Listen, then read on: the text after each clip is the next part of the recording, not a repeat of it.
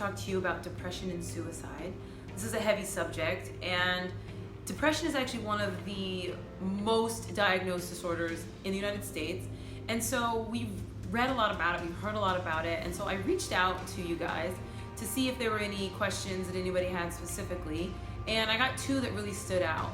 And one was talking about, is suicide specifically, does it only happen with people who are depressed? And the answer is no. There's a number of other disorders where suicide is found to be more common, like disorders like schizophrenia or psychotic disorders, as well as severe anxiety disorders, and sometimes even what we call parasuicidal behaviors, which is not necessarily a disorder, but these are behaviors that people perceive as being suicidal but actually aren't intended to be suicidal. Things like cutting, sometimes even substance abuse can get categorized as parasuicidal. So these people might not actually want to attempt or commit suicide, but the behaviors that they engage in can lead to an accidental suicide.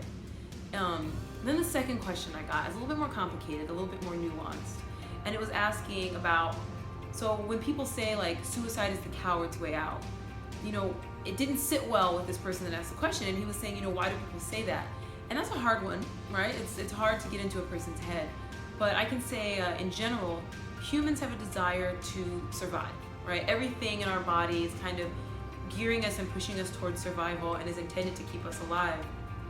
So when there are people who are in a different state of mind and maybe don't want to be alive and are having these suicidal thoughts or these suicidal feelings, it makes other people uncomfortable, because it's this like, well, this notion of kind of, it's so different from what everyone else is experiencing that a lot of people experience a lot of fear around people's suicidal thoughts. A lot of people experience a lot of anger as well, and so they project these feelings onto other people. So these types of phrases really say more about the perspective of the person saying them than the person that they're actually saying it about.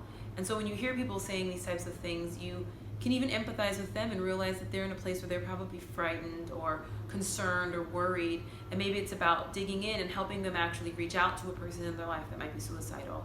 And if you yourself are a person who is suicidal, there's a number of hotlines, and on my website I actually have a blog about suicide and a number of places that you can reach out to. That's at AllisonHicks.com. So this is a heavy subject, but if any of you guys have any more questions about anything, please contact me, let me know, comment below. All right, bye.